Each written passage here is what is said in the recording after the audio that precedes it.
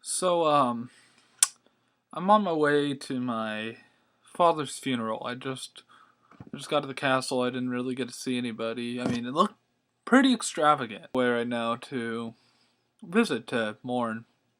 So, all hail King Hamlet.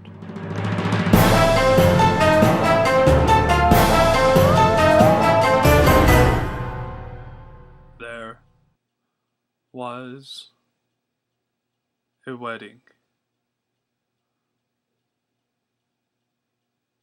When my father's funeral was supposed to take place, my mother was marrying my uncle.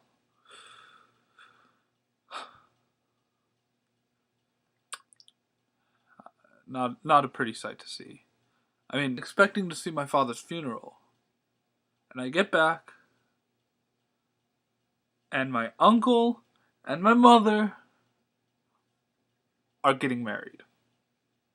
I saw Horatio there.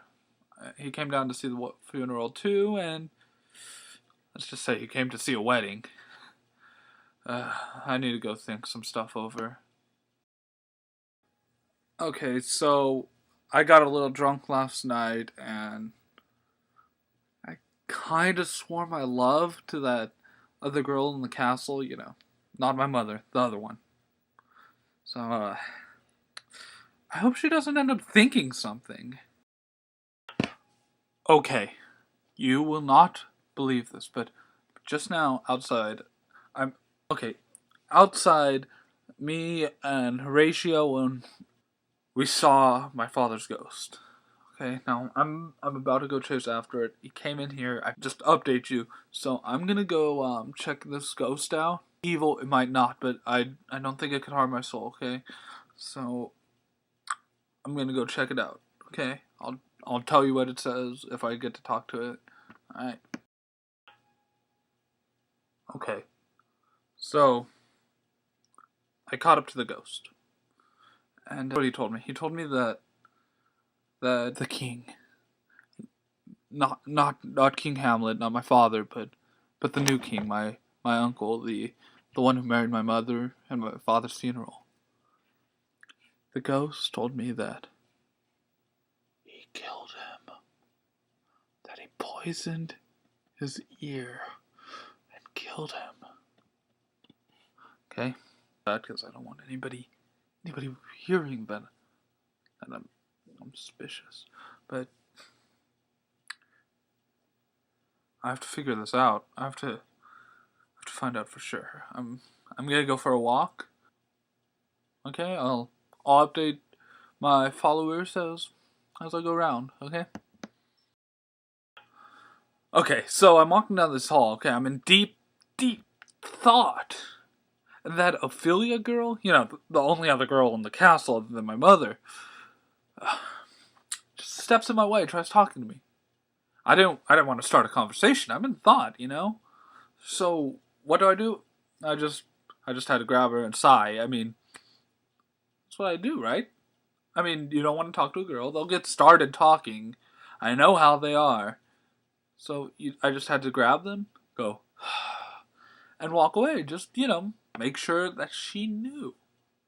Well, I'm going back to thought. I just had to get that off my shoulders, okay? Because she was women.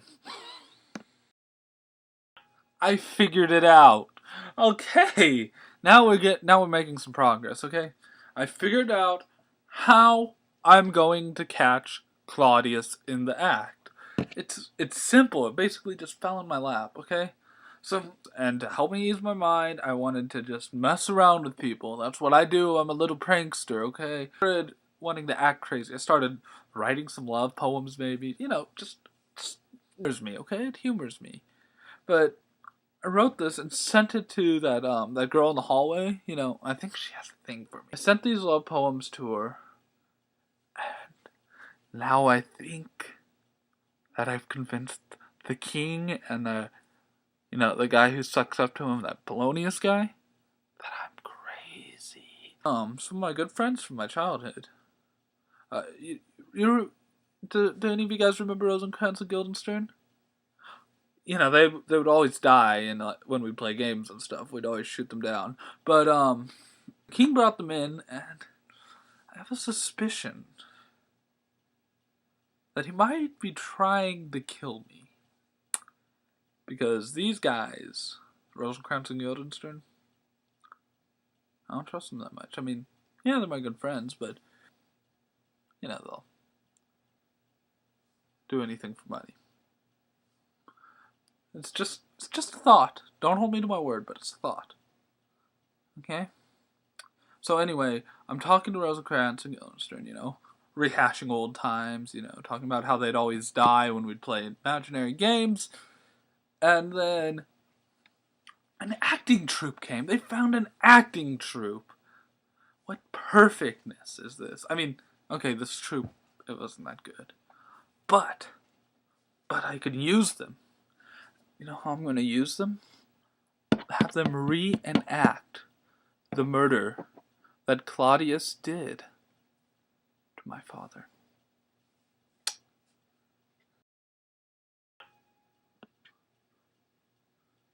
To be or not to be? That is the question. Whether 'tis nobler in the mind to suffer but the slings and arrows of outrageous fortune, or to take arms against the sea of troubles, and by opposing end them. To die, to sleep, no more. 'Tis a consummation devoutly to be wished. To die, to sleep perchance to dream. Aye, there's the rub. For in that sleep of death, a dream may come, when we have shuffled off this mortal coil, must give us pause. There's the respect that gives calamity so long life, for who would bear the whips and scorns of time, the oppressor's wrong, he himself might his quietus make with a bare bodkin? Who would fardels bear to grunt and sweat under a weary life? But that the dread of something after death, the undiscovered country from whose bourne no traveller returns, puzzles the will, and makes us rather bear those ills we have, than fly to others that we know not of.